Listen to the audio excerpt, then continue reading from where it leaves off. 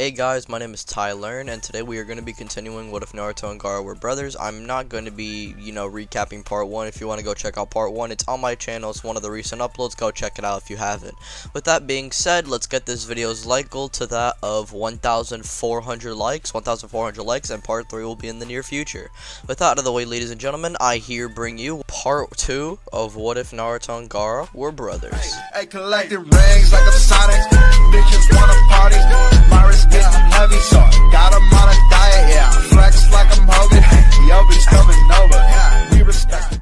We start our story off with Team 7 kind of just vibing post-Land of Waves arc, and Kakashi would then tell Gaara, Sasuke, and Naruto about the Chunin Exams, and Kakashi would still put them under a test and see if they are ready for the Chunin Exams and if they have what it takes. All of Team 7 passed with flying colors, and we would get the first encounter of the Chunins using a genjutsu to try and fool everyone, and they're actually on the wrong floor, and Sasuke would then get ready to attack the Chunin, and Gaara is the one who actually reacts to this, rather than Rock Lee, and Rock Lee is surprised that this guy managed to react before him, and he decides he wants to try and combat not only Sasuke, but Gaara as well. He would first challenge Sasuke, and Naruto would try and interfere like in canon, and he would just kind of get bullied away. Rock Lee then combats Sasuke, and is then about to use the primary lotus until Gaara then stops him from wrapping Sasuke up with the sand shuriken. Sasuke wouldn't have survived that attack, or would have at least suffered from fatal damage. I don't know who you are, but you not only stopped us from checking in, but you tried to hurt my comrade Sasuke, and you embarrassed my brother. Your reign ends now. He would then dash towards Rock Lee. This leads into Gaara actually pushing Rock Lee with his weights on, and he's able to combat Rock Lee pretty casually. Rock Lee then attempts to use his first gate on Gaara, however at this point Might Guy would then arrive and intercepts Lee's attack and then punch him in the face and tell him to use the power of youth and to relax. After this, we then get Team 7 managing to check in time, and the first round of the Chunin Exams would then begin. Not everything from the first round of the Trinity Exams would actually go as per normal, however, 3 characters wouldn't be present: Sakura Haruno, Tamari, and Kankuro. Reason why I don't want Kankuro and Tamari here is because I would have to replace Gaara with some whack, CAC, and I don't want to do that. That's kind of cheesy in my opinion, so I just decided to just get rid of both of them. They're not really important anyway. We'll just say Shikamaru meets Tamari on his own time, which we could establish later on if we have time. But anyways, we would actually get Gaara replacing Sakura, so that's why Sakura wouldn't be there, obviously, and Kankuro, well, I mean, who cares about him? Anyways, we would then get to the Forest of Death, and everything in the Forest of Death arc, from the most part, for like the first part before Orochimaru arrives, actually plays out as per normal, but it gets really wild once Orochimaru arrives. When Orochimaru arrives, he would quickly scare Sasuke to death and eat Naruto. Well, he wouldn't eat Naruto, but his snake would. Gaara was a little shaken by Orochimaru's power, but after his snake ate his brother, he doesn't care how strong Orochimaru is, he's going to try and avenge him. Shukaku would obviously come into play here, and Gaara goes into a partial tailed beast transformation with a lot more power than when he transformed even against Zabuza. This form of Gaara is on the brink of bringing out the full Shukaku, but he's actually using all the power to actually try and control himself a little bit, trying to restrain Shukaku just slightly, while the remaining power he has that's not controlling himself, he's just lashing it out against Orochimaru. Now, it would eventually end until Orochimaru then overpowers him. He would get a few decent hits in. At this point, Naruto then escapes the snake, and while influenced by Kurama, he would join his brother in combating Orochimaru. Now, Orochimaru really does find Gaara entertaining, and you could argue he would get the curse mark over Sasuke, but I'm just going to say due to Orochimaru's lust for the Uchiha blood and the Sharingan, so he's still going to give Sasuke the curse mark. However, against Gaara and Naruto, he suppresses both their tailed beasts respectively, and they both go down for the count. At this point, we would then get Sasuke's attempt at combating Orochimaru, and Orochimaru would then give him the curse mark and then retreat. At that point, all of Team 7 is down, but eventually Gaara would actually wake up, and now he's going to be the one protecting Naruto and Sasuke. Now, obviously, while he's protecting them, he would come against the likes of the Sound Trio, and they would actually find Gaara, and, he's actually fighting them pretty well for someone who's fatigued. And Lee would come in, and he and Gaara would try and work together to combat the trio, but like in canon, Lee is quickly defeated, and Gaara is still combating the 3 kind of comfortably, but there are some instances where Dosu is actually able to get a hit in, and it does damage Gaara greatly. Gaara would get hit at times from Dosu, but he would hold out for a while until Sasuke then awakens and releases the curse mark stage 1. As Sasuke is bashing the 3 sound ninja and breaking Zaku's arm, Gaara would tell Sasuke to calm down and to snap out of it. Sasuke at this point is in such a rage that he can't be stopped with a normal talk, and so Sasuke would just continue to beat Zaku until he stops breathing.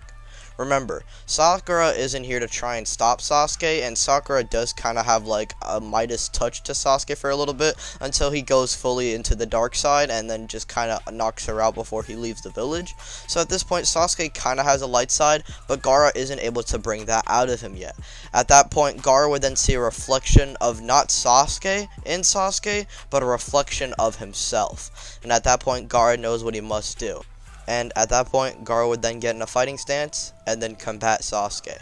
Now, Sasuke versus Gaara, I would want to be a big highlight here in the Chunin Exams because it captivates Sasuke's dark side, and that's why I added the little twist of Zaku actually dying, because it captivates Sasuke's dark side more than just breaking his arm fully, and how Gaara deals with someone so similar to a situation he can't even get through alone.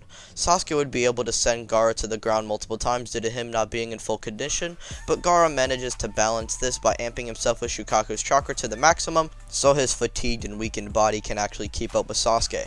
After these two fight for a while, Sasuke and Gaara would both fall to the ground due to chakra exertion, and around this point Naruto would then wake up and ensures the two to safety. Like in canon, we would get Kabuto actually helping out Naruto, Sasuke, and Gaara through round 2 so they can actually pass through round 3. Only difference being is I think Sasuke would be up when Kabuto arrives and Gaara would be slumped because he wasted a lot more chakra than Sasuke ever did. And so we actually get Sasuke, Gaara, and Naruto trialing through round 2, and they can now go through round 3. Now, of course, after this, we would have the round 3 matches, and this would start with the announcements of the next match, the round 3 specifically. Now, there's no Tamari and Kankuro here, and no Sakura, like I said previously, along with no Zaku being here because he's actually dead. So the fights that would take place like in canon are Sasuke versus Kabuto's Goon, Naruto versus Kiba, Hinata versus Neji, Dosu versus Choji, and Shikamaru versus Kin. The matches that do change are Tenten's, Ino's, Rock Lee's, and Gaara's and Shino's.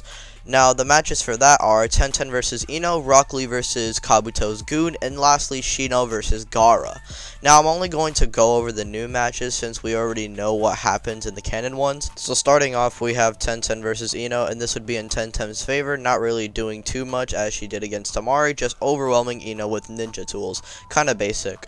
Rock Lee versus Misumi sounds kinda boring. It would just be Rock Lee bullying with this weightless barrage. I feel like this could be a cool scene where we actually see Rock Lee reveal that he had weights on, and he releases the weights and just bullies Misumi, or Kabuto's Goon. Anyways, lastly we would have Shino versus Gaara, which I think sounds super cool on paper. Just having these long-range fighters combat each other with creative and crazy attacks, it just sounds really cool, but I do think after it gets dragged on long enough, Gaara outsmarts Shino by using the Sand Cloud Jutsu for the very first time to gain the high ground advantage on Shino. He would then rise sand from the ground and wrap it around Shino, immobilizing him and reverting him into a non-battling state, giving Gaara the win. Now, after this, we would have the 1-month training arc, which I actually think Gaara would actually try and train with Naruto, but Ibisu ain't really it, so they would still counter Jiraiya, and I think training with Jiraiya could be weird, but a cool concept for Gaara. Jiraiya would actually have 2 apprentices that are both Jinchuriki, and they were both born on the same day, if I remember correctly, or have the same birthday month and the same birthday year. But anyways, Jiraiya could just see the parallels between the two, and he believes both of them could potentially be the child prophecy. He likes both of them equally. He doesn't like Naruto more or Gaara more. He doesn't like them any less as well. Naruto will learn how to tap into his Nine Tails chakra, while Gaara actually learns to tap into Shukaku a lot more thoroughly. Reason why I want this to happen is because Gaara being able to control Shukaku is a concept we didn't get to see develop on screen. We just last see Gaara become good in the Chunin Exams, and then in the Sasuke retrieval arc, he comes in with a bunch of Shukaku power jutsu against Kimimaro, and we don't see that development, but now is a good time to actually show that development, and making this Jiraiya training arc even better than before in canon. Now, both brothers simultaneously learn how to tap into the respective tailed beasts, but I'm actually going to have a few differences here and there to actually show that there is an actual difference between Naruto and Gaara's training. Now, I feel like the last thing we're actually going to leave off of is what Gaara would actually learn, and I think he would have his own version of the Earth-style Dark Swamp Jutsu that Jiraiya uses. Specifically, he would call it the Quicksand Swamp Jutsu. he uses the jutsu in conjunction with this sand, and this would kind of make like a quicksand effect. And it's a jutsu that sounds super cool on paper and a lot cooler when the jutsu is actually shown, but we will get into that in a little bit. And by a little bit, I mean in part 3 of What If Naruto and Gaara Were Brothers. Thank you guys for watching this video. If you guys did like it, be sure to hit the like button. Let's get this video to over 1,400 likes, and part 3 will be in the near future. Be sure to share and subscribe and hit the notification bell, that way you're notified every time I upload. Also follow me on Twitter and join the Discord. Thank you guys for watching. My name is Tyler, and I'm gonna get up out of here. Peace out. Bye.